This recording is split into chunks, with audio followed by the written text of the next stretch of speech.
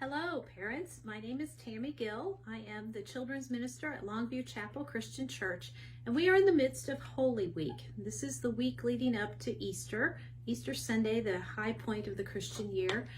And as we approach this time, thinking about children and our relationships with them, it brings up the topic of how do we address death and grief with children.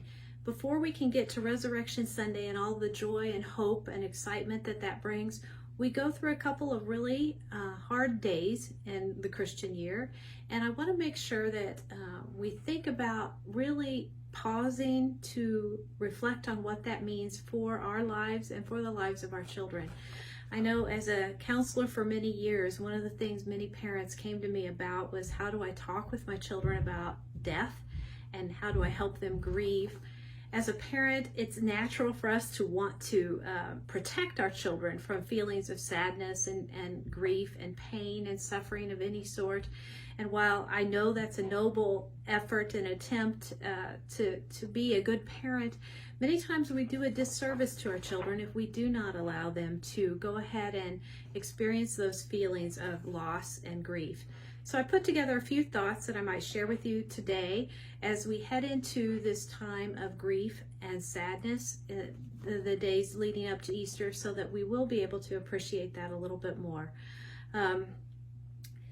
When we talk about grief with children, or our children have experienced a loss, remember to consider this a part of natural progression in life, that death is a part of nature. For preparing children to handle grief and loss in a healthy manner, you may just take time as you walk through the day and notice, oh, the plant has died. It's no longer living. Its time was up and it has passed on.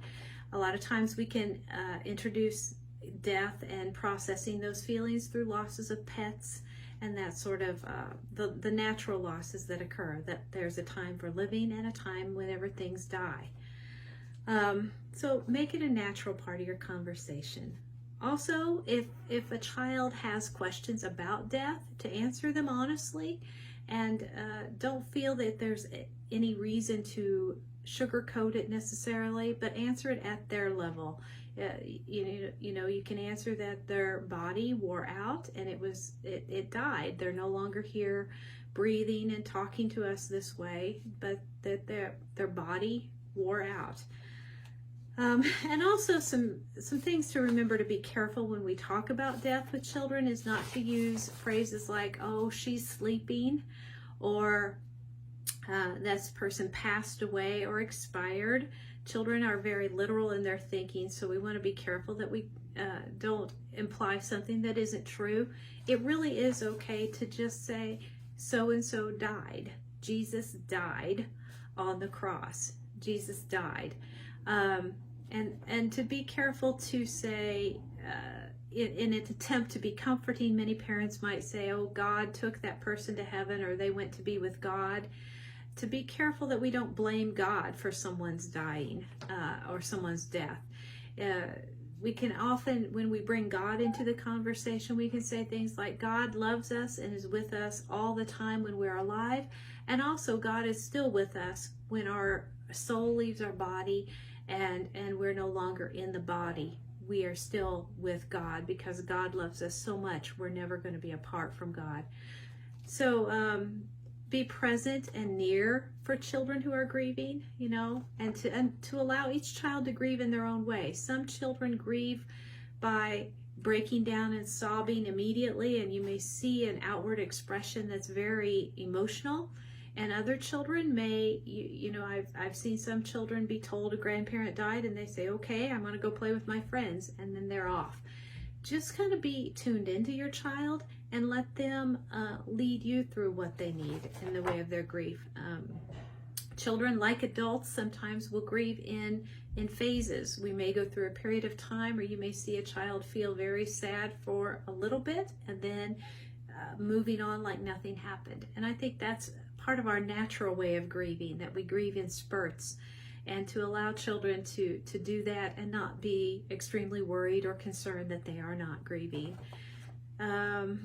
Also, be willing to reach out for help if you have a grieving child or need some support or direction in helping tell a child about someone who maybe has died. There are many resources. I've got a book I borrowed from Pastor Donna called I Miss You, A First Look at Death by Pat Thomas.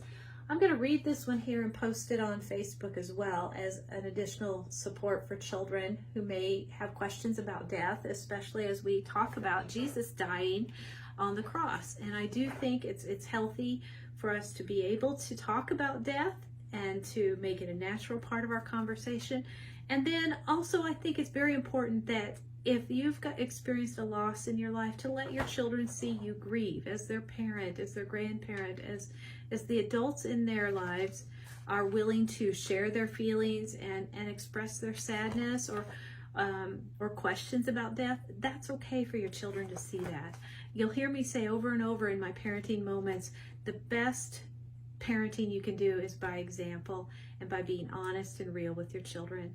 So as we prepare to go through some hard days leading up to Easter, be willing to, I want to say, embrace the sadness, move into the grief that hopefully the story of Jesus will trigger in you as well, and to use it as a teaching moment with your children about death and grief as a healthy process through change and loss in our lives. Thanks, and we'll hope to see you Sunday.